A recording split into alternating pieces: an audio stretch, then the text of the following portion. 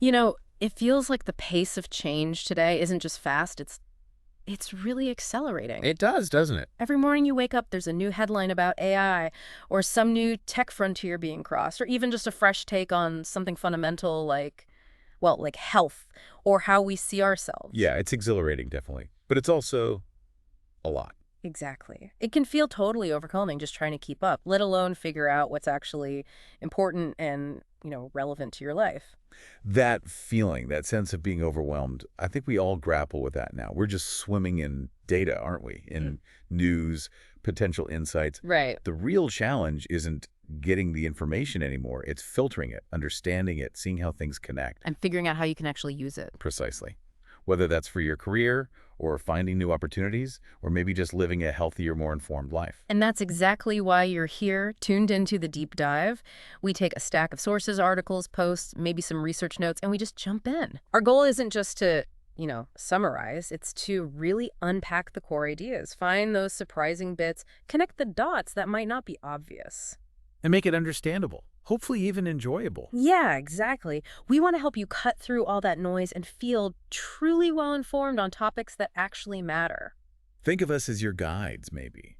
We're exploring this stuff right alongside you, highlighting what seems significant, probing the implications. Asking the questions that help make complex ideas stick. Hopefully. And for this deep dive, wow, we have a genuinely fascinating, almost unexpected mix of sources. It is quite a mix, isn't it? On one hand, we're looking at excerpts that describe this vision for an emerging fourth industrial revolution, the 4IR utility ecosystem. Right, including specific platforms and ideas around how knowledge, how your expertise might actually be monetized in this new AI-driven era. And then on the other hand, we're diving into something completely different, though maybe connected, a really thought-provoking LinkedIn post. Yeah, this one gets deeply personal.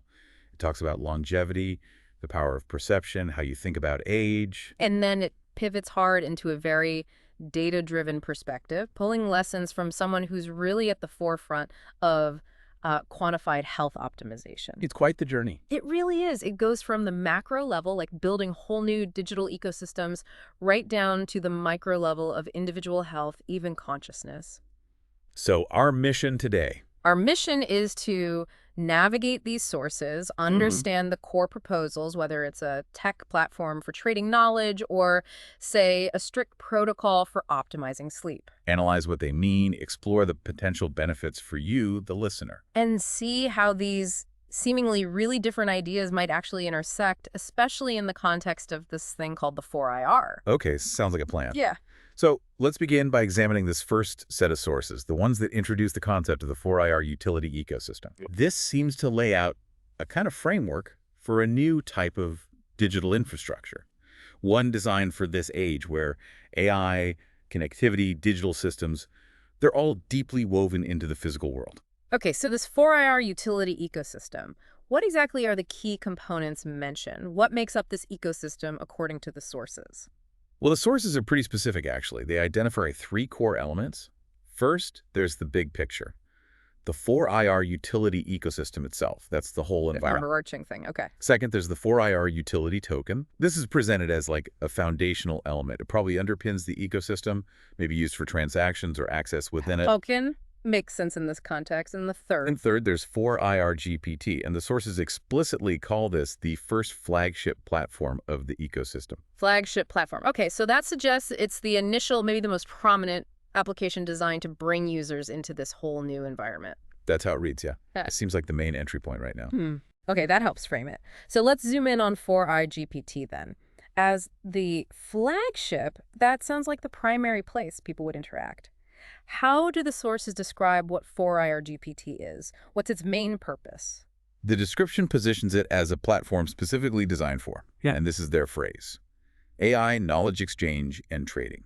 Knowledge exchange and trading. That word trading is key, isn't it? I think so. It implies more than just, sharing information. It suggests a marketplace, a place where knowledge itself becomes a valuable commodity that can be exchanged. And presumably using that 4IR utility token we just mentioned. That seems like the logical connection, yeah. Using the token to facilitate the trading. Right. And the core message, the sort of explicit invitation to users is start monetizing your knowledge today. That's the hook. Yeah, that's the central promise the platform seems to be built on, turning what, your expertise into an actual source of income. And the mechanism for doing this, according to the sources, is through prompts of intelligence and your domain expertise. Prompts of intelligence. Okay, that taps into something very current, doesn't it? With large language models and AI. Exactly. The ability to craft effective prompts, to those instructions or queries you give to an AI to get the output you want, that skill, is becoming increasingly important. So the sources seem to frame packaging your knowledge as prompts as the way you create value on this platform. That's the idea presented. It's about taking your knowledge and structuring it in this specific format.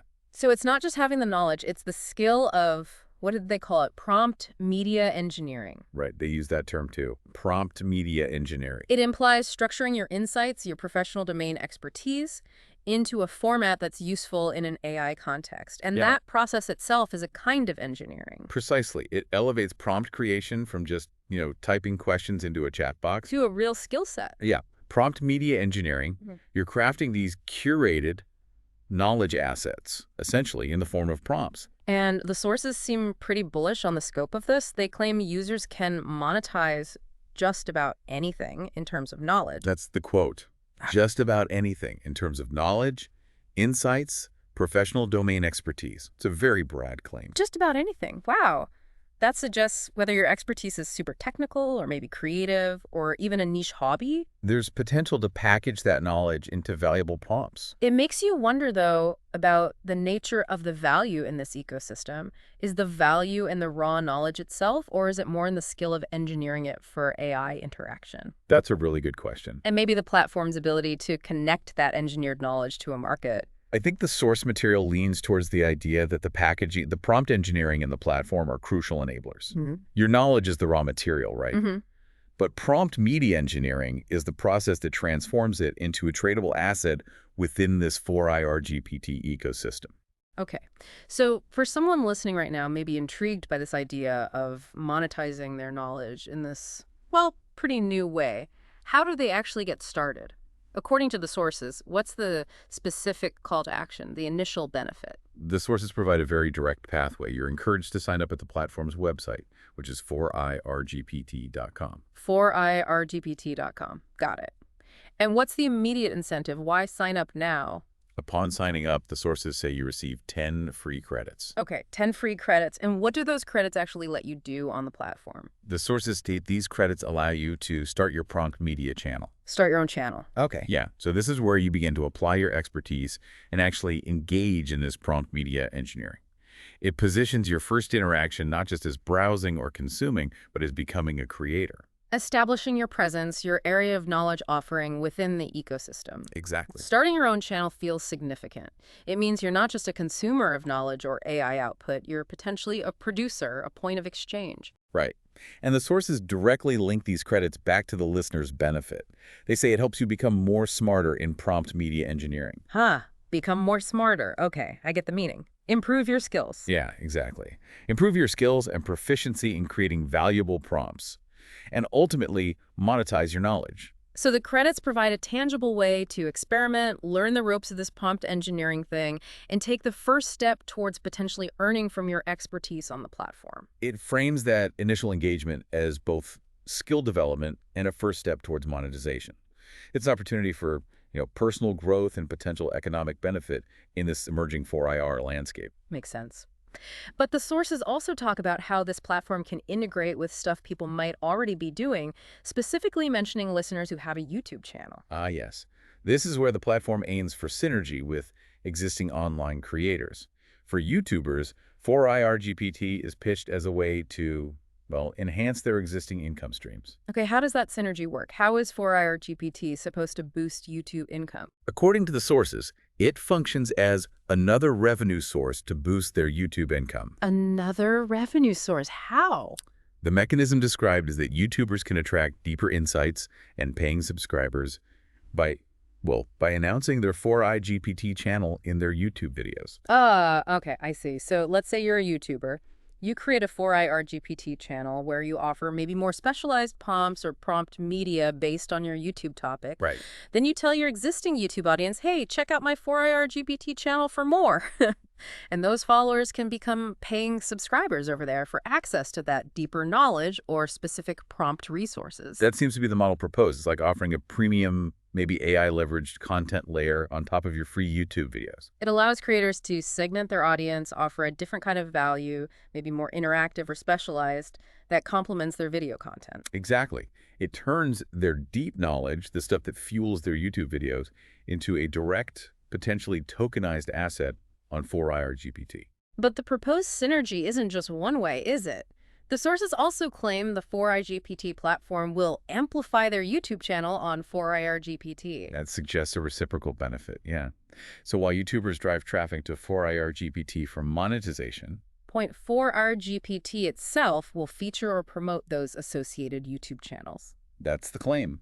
Potentially introducing the creator's video content to a new audience already engaged within this 4IR ecosystem, and hopefully driving new subscribers back to YouTube. That's actually quite a clever proposed cross-platform strategy. It is. It aims to tackle two big creator challenges: finding additional revenue streams beyond just ads, and increasing discoverability for their main content hub on YouTube. It really highlights the strategic thinking here, positioning 4IR GPT not as, say, a replacement for YouTube, but as an integrated tool, a way to expand reach and monetize expertise in new ways. And for those who want to engage more down the line, the sources also mention keeping an eye out for future 4IR credits giveaways that will be announced. Right, more opportunities to explore this prompt media engineering using free credits.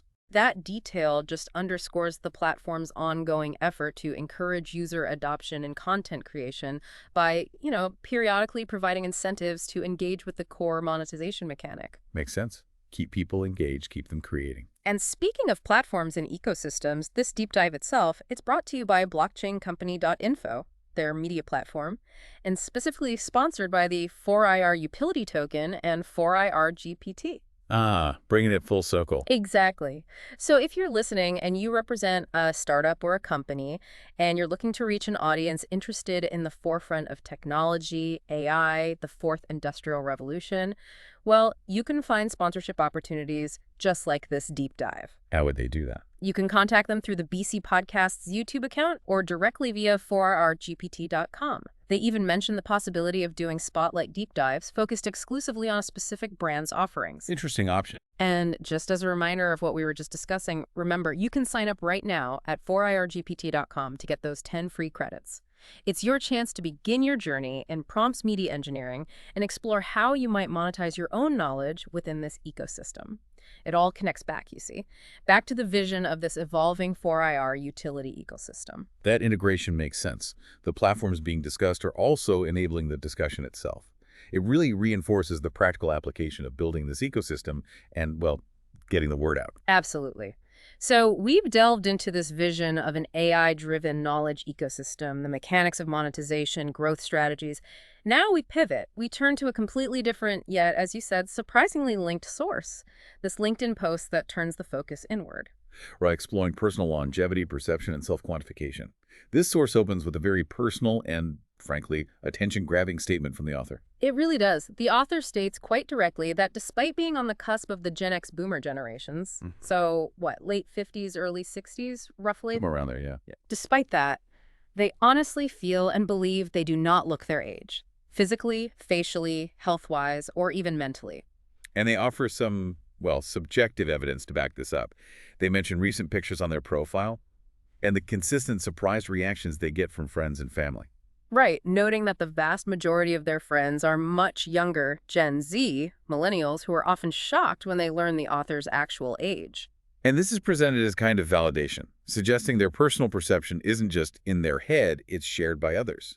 It's definitely a strong starting point, laying claim to an unusual personal outcome regarding aging. And to explain this, the author presents 3 very weird theories. Okay, let's unpack these, acknowledging the author's own framing of them as weird. Theory number 1. The author themselves labels this one super, super weird. And it involves a rather fantastical concept. It does. The idea that they believe they've been through a wormhole in my dreams and back a few times. Dream wormhole. Okay. And the proposed effect of this dream state time travel, Yeah. that everybody else aged ahead of me while they somehow remained relatively younger. Wow. As the author admits, super, super weird. This is clearly way outside conventional scientific explanation, isn't it? It sounds like science fiction. Totally. It's less a testable hypothesis and more, maybe metaphorical, Yeah.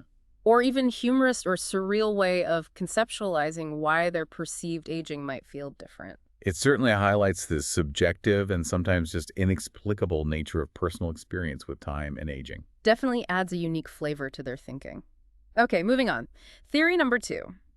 This one feels slightly less out there, though still very much centered on subjective experience. Yes, the second theory is that they just naturally use brain function unconsciously and don't contemplate my real age at all. I just see life and a giggle. Okay, so this theory posits that a lack of conscious focus on chronological age, maybe even a willful disregard for it, Combined with a positive, joyful outlook, seeing life in a giggle, somehow contributes to them appearing younger. it implies a psychological angle, doesn't it? That perhaps the mental energy not spent dwelling on age, but instead focused on a vibrant, positive perception of life, might actually have a tangible effect. On the aging process itself, or at least its outward appearance. It's a kind of mind over matter idea, but framed as an unconscious process. It definitely touches on that idea that our thoughts, conscious and unconscious, can influence our physical state. By not dwelling on age, by maintaining a youthful mental state, maybe the brain, through some unknown mechanism, influences physiological aging positively. Interesting possibility. And then we get to the third theory. This is the one the author finds particularly interesting. Right. And this theory begins with a pretty heavy premise, actually, Yeah. about free will and mortality. Yeah, it starts, if you say to yourself that you had enough of living and want to exit this life, then it's your free will and it will plausibly happen because you are ready. That's a powerful statement, connecting conscious intent directly to the timing of death. It's bold. Very bold. But the author then applies this idea not to mortality, but to their perceived age. Exactly. They extend that premise. They say, I think I may have subconsciously reprogrammed my neurons into believing I'm 1x instead of 2x, get it? So the concept is they've used some form of subconscious mental self-direction, To convince their own brain they're roughly half their chronological age. and this subconscious belief has then translated into a slower apparent aging rate. That's the hypothesis presented, and the proposed method for this subconscious reprogramming, using positive thinking at scale and subconsciously training the brain. And the claimed result isn't just looking younger, but that this practice improves my well-being. So this theory combines elements of affirmation, positive thinking, with the idea of directly influencing neurological processes, reprogrammed my neurons, training the brain. It suggests a proactive effort, even if subconscious, to mentally resist or redefine their age, leading to tangible benefits and well-being and, by implication, appearance. And the author makes this theory very concrete, very actionable, with a direct instruction. Reprogram your neurons by talking directly to it as I do and see what happens. And they even openly share their practice. Yes, I talk to myself loudly all the time since I was a Home Alone kid. That's a fascinatingly candid admission, isn't it? It really is. It grounds this abstract concept of subconscious reprogramming in a very specific, personal, maybe unconventional daily habit, audible self-talk. Proposing this internal dialogue, or maybe externalized internal dialogue, as a tool for shaping one's own biological reality. It's quite a thought. So we have this spectrum of theories about aging from this author. The fantastical dream wormhole, the idea that just not thinking about your age helps, and this more active subconscious process of neuron reprogramming through positive self-talk. It's a blend, isn't it, of the mystical, the psychological, and the, self-directed. A unique personal narrative trying to explain a perceived deviation from the norm using internal reflection and some pretty imaginative concepts. But what's really interesting, I think, is how the author then explicitly connects this whole personal exploration back to our broader topic. Yes, they make a significant leap with a statement. Nonetheless, Bryan Johnson's work is our 4IR future. That one sentence bridges the gap, doesn't it, between these subjective personal theories and the hyper-objective, data-driven approach to longevity. It positions Bryan Johnson, who's known for his incredibly rigorous, data-intensive pursuit of biological age reversal, as an embodiment of what health and human optimization could look like within the context of the Fourth Industrial Revolution. Where technology, data, and biology all converge. It suggests the future of health in the 4IR might move beyond just personal beliefs or even traditional medicine towards this highly measured, technologically enabled biological optimization. Which leads us perfectly into the next section of the sources, the summary of 5 lessons from Bryan Johnson last night, apparently from someone who met him. Right, and this provides a really stark contrast to the previous author's subjective theories. This grounds the discussion firmly in hard data and strict protocols. Okay, let's walk through these 5 lessons. They offer some concrete, quantifiable insights into Johnson's approach. The first one focuses on a metric that sounds simple but maybe isn't. Lesson 1. Your resting heart rate is your life dashboard. The source highlights that Johnson tracks his resting heart rate, or RHR, specifically before going to bed. Before bed, okay. And his RHR. It's noted as a remarkable 44 BPM, beats per minute, whereas the author of this summary notes theirs was significantly higher, 72 DPM. Wow, 44 versus 72. That difference alone tells a story. It does. And the insight here, according to the source, is that RHR isn't just a number. It's a powerful single indicator of your body's state and the impact of your daily behaviors. So it reflects everything you're doing. Yes. The source identifies key factors that cause RHR to spike before sleep, things that are apparently detrimental. Late meals, alcohol, and stress. The usual suspects, maybe, but measured. Measured, exactly. The core message is that this single metric reveals your entire lifestyle, because, as the source puts it, your body doesn't lie. It's like a direct physiological feedback loop. It aggregates the impact of your choices, a real-time report card on how well your body is handling things, especially stress and digestive load before you try to rest. Precisely. Now, moving to lesson 2, the focus shifts to sleep, which the sources present not just as rest, but as a critical biological process that can be, and perhaps should be, optimized. Lesson 2, perfect sleep beats any therapy. That's a strong statement. It is. The source notes Johnson achieved an impressive 8 months of perfect sleep, measured by a tracking device like Whoop, and they detail his incredibly precise protocol. Okay, let's hear the protocol. How precise are we talking? We're talking last meal consumed 4+ hours before bed. Bedtime is remarkably consistent within 1 minute every night. 8:29 p.m. exact. 8:29 p.m. exact. Yep. He follows a strict 60-minute wind-down ritual. Screens off, an emotional check-in.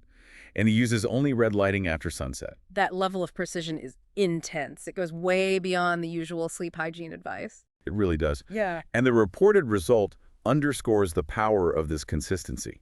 The source says his brain literally crushes upon itself at 8:29 p.m. Crushes upon itself. That's a vivid description. It emphasizes the development of a deeply ingrained biological rhythm.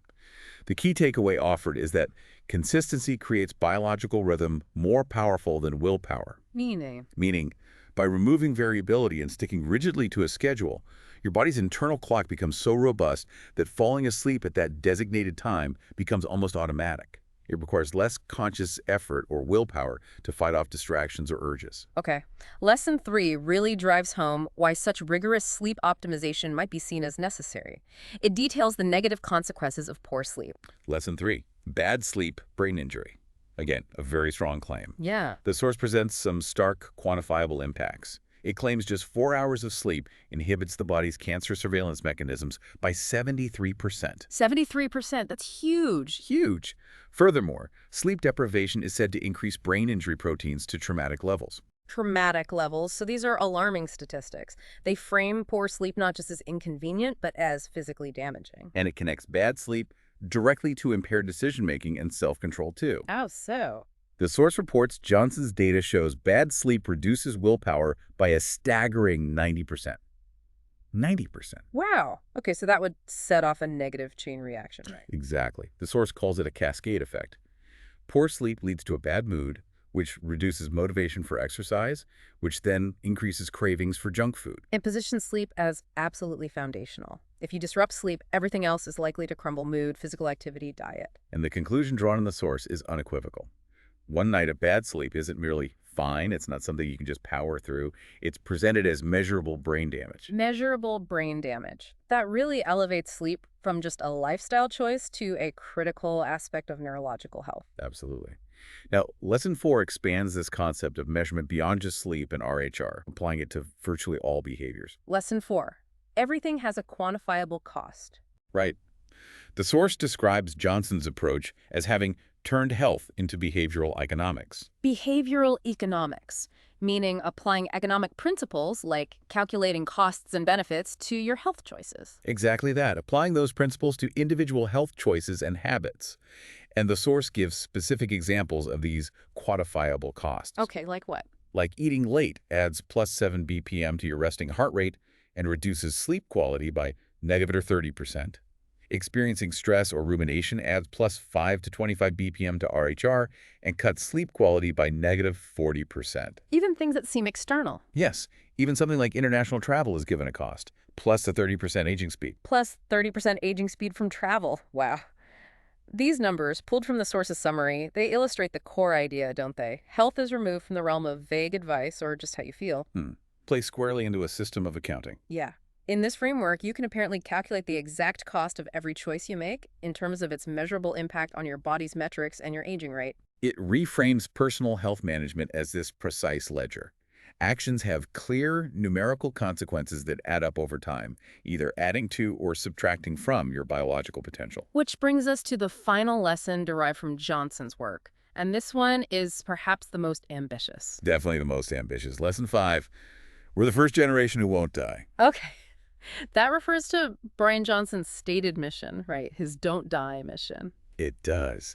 And the source acknowledges how radical, how crazy this sounds. Understandably. But it provides context. It draws a parallel to historical resistance against groundbreaking scientific ideas, specifically mentioning the skepticism towards microscopic bacteria causing infection in 1870. Ah, the germ theory analogy. Exactly. The implication is that today's seemingly impossible goals, like overcoming death, might just be the next frontier of scientific progress, currently met with similar disbelief. Okay, so how is Johnson attempting to achieve this incredibly ambitious mission? By creating what the source terms an Olympic leaderboard for longevity biomarkers. An Olympic leaderboard. Yeah.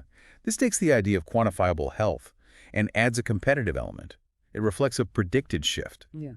Health will transition from storytelling, anecdotal accounts, general wellness advice. To competitive, quantified systems. Right. Why make health competitive, though? What's the motivator there? Well, the source suggests a reason. Humans are motivated by power, status, and ranking more than anything. Okay.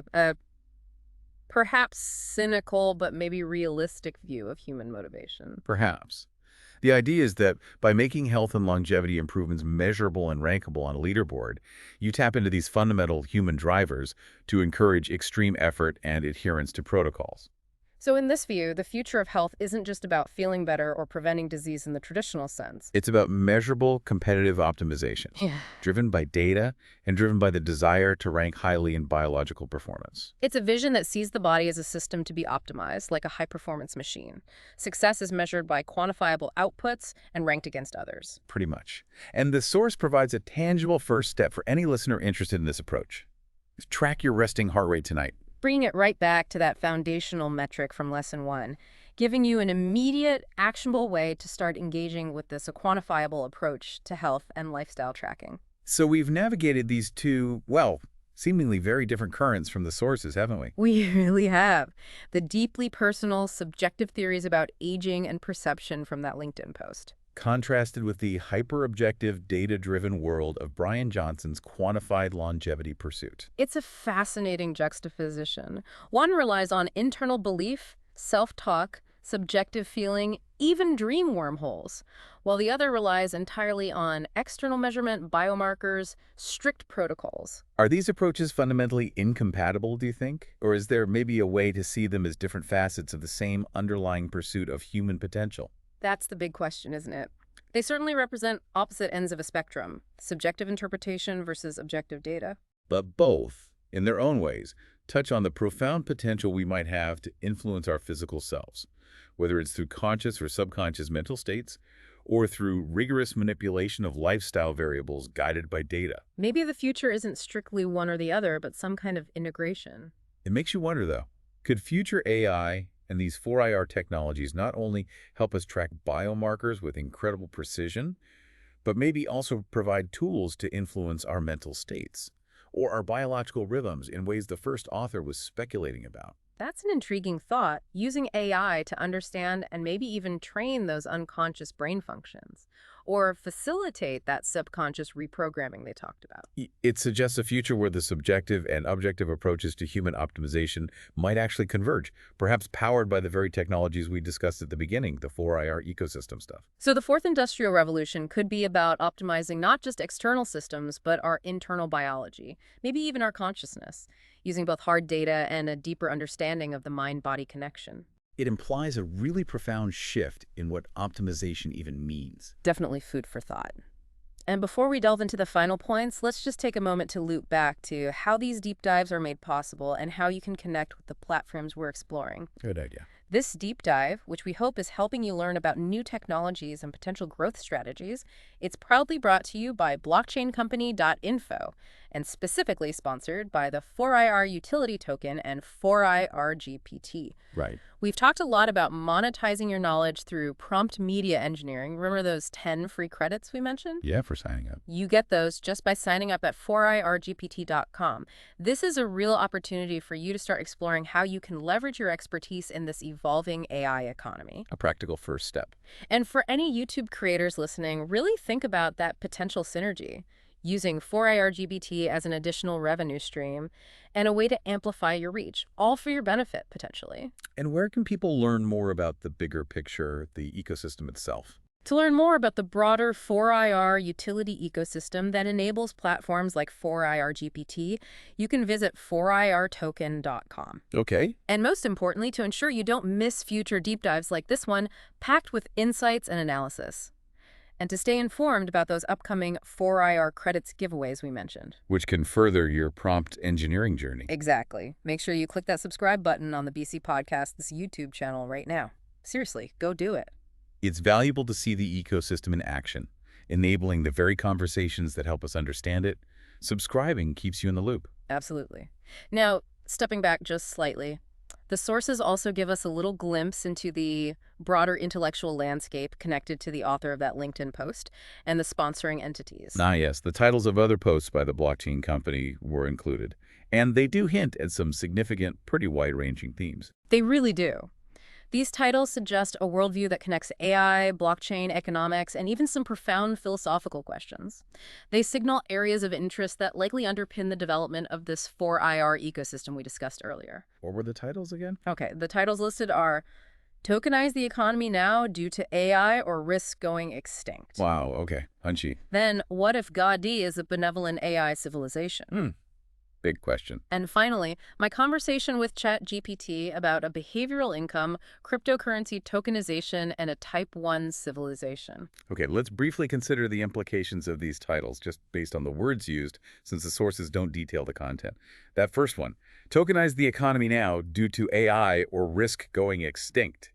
That's incredibly dramatic. It really is. It proposes that the arrival of AI creates this immediate, almost existential imperative to fundamentally restructure our economic system using tokenization. The framing risk going extinct is intense. It suggests that not adopting tokenization as a response to AI isn't just a missed economic opportunity. It's potentially a matter of survival. That's what it implies. That AI poses such a fundamental challenge to existing economic structures that only a radical shift, enabled by tokenization, can prevent some kind of catastrophic societal failure or, irrelevance. It connects the tech shift directly to the fate of civilization. Heavy stuff. Okay. The second title, What If God Bird is a Benevolent AI Civilization? This moves into purely speculative, almost theological territory. It does. It takes the concept of advanced AI and places it in the context of ultimate power or consciousness. It's a question that really forces you to think about the potential scale and nature of intelligence in the universe, doesn't it? Yeah. If a civilization reached a certain level of tech and cognitive advancement, integrating AI to an extreme degree, could it appear, divine? And the word benevolent adds a hopeful rather than fearful spin to that idea. It blurs the lines between technology, consciousness, and potentially divinity itself. It's a mind bender. And the third title, My Conversation with ChatGPT about a Behavioral Income, cryptocurrency tokenization, and a Type 1 civilization. This one gives us insight into the method of exploration and the specific concepts being pondered. Right. It describes a direct dialogue with an AI using AI as a tool to explore these complex ideas. And the concepts themselves are significant. Behavioral income that suggests economic models where your income isn't just based on traditional work or capital. But maybe on contributions or data you provide or specific desired behaviors within an ecosystem. Possibly. Then cryptocurrency tokenization brings us back to the economic restructuring theme from the first title. And a Type 1 civilization. That references the Kardashev scale, right? Hmm? Describing a civilization that can harness all the energy of its planet. Exactly. So this third title shows the author actively using AI to grapple with potential future economic models, behavioral income, tokenization, and the potential scale of human, or maybe post-human, civilization Type 1. It reinforces the idea that AI isn't just a tool for specific tasks like prompt engineering or health tracking. But also a partner in philosophical and futurological exploration. These titles, taken together, they really suggest an overarching worldview. One where the rise of AI and related tech like blockchain and tokenization are these massive driving forces. Forces that require fundamental shifts in how we organize our economies, how we understand potential higher powers, even how we conceive of the ultimate destiny of civilization. And all viewed through this lens of needing new utilities for the 4IR. They definitely link the practical platforms like 4IR GPT and the personal explorations of longevity to much grander questions about the future shape of human society and existence in an age of really advanced technology. So bringing this all back to you, our listener understanding these interwoven concepts, we think it's increasingly vital. We are all navigating a world where AI is rapidly changing, well, pretty much everything, from work to health to societal structures. Understanding how platforms like 4IR GPT propose to let you monetize your knowledge, or how rigorous data tracking, like Bryan Johnson's approach, can offer profound insights into your own health.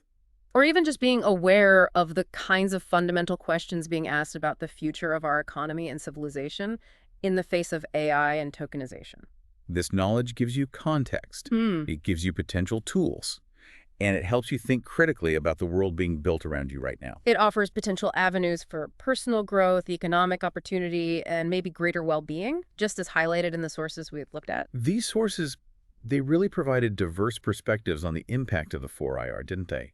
From creating new tech infrastructure for knowledge exchange To the potential for radical personal health optimization. to wrestling with the big existential implications of advanced AI. The common thread, though, seems to be the idea that the future requires new approaches, new tools, and maybe a new understanding of human potential and how society is organized. We've definitely covered a remarkable range of topics in this deep dive. We started by exploring the architecture of that proposed 4IR utility ecosystem, focusing on 4IR GPT as a platform for monetizing your expertise through prompt media engineering. Right, understanding that initial offer of free credits and the strategic synergy with platforms like YouTube. Then we made that sharp turn into the highly personal, examining those subjective theories about aging and perception from dream wormholes to subconscious reprogramming via self-talk. And contrasted that sharply with the rigorous, data-driven world of quantified longevity, represented by those lessons from Bryan Johnson, emphasizing metrics, protocols, quantifiable costs, and the whole idea of health as competitive optimization. And finally, we touched upon the broader intellectual context suggested by those related post titles, hinting at these big discussions about tokenizing the economy for survival, the philosophical idea of a benevolent AI civilization, and using AI itself to explore concepts like behavioral income and the future scale of civilization. It's quite a collection of ideas. But while they're varied, they all seem to point towards a future deeply shaped by technology, by data, and by a reevaluation of human capabilities and societal structures, all within this context of the Fourth Industrial Revolution. Understanding these points from the sources, we hope it arms you with valuable knowledge for navigating this complex landscape. It highlights potential new paths. Whether that's signing up for 4IUPT to explore monetizing your unique knowledge. Or maybe just deciding to track your resting heart rate tonight as that first step into understanding your own physiological dashboard. And as we bring this deep dive to a close, we really want to thank you for joining us on this, well, quite expansive exploration. We do. and to support the BC Podcast's YouTube channel, and make sure you stay informed about future deep dives where we'll keep unpacking important topics and connecting the dots. And to learn about those upcoming 4IR credits giveaways, which, as we discussed, are designed to help you get started in prompt media engineering on 4IR GPT so you can potentially monetize your knowledge. Please make sure you hit that subscribe button. It really helps keep these conversations going. Yes, subscribe now. It helps us keep bringing these deep dives to you, exploring the sources that matter. And one final reminder, this deep dive was brought to you by blockchaincompany.info, sponsored by the 4IR utility token and 4IR GPT. Explore the ecosystem at 4irtoken.com. And claim your 10 free credits at 4irgpt.com to start your prompt media channel. And if you're interested in sponsoring future deep dives, just reach out via the YouTube channel or 4irgpt.com. So, a final thought to leave you with. When we consider this potential, the potential to quantify and optimize our biology down to the minute, the potential to maybe reprogram our very perception of age through conscious effort, and the potential to instantly monetize our accumulated knowledge via AI platforms. What does all this imply for the fundamental definition of human value, of health, and of experience itself in this accelerating 4IR future? Something to ponder as you go about your day. Thank you for deep diving with us. We'll connect with you next time.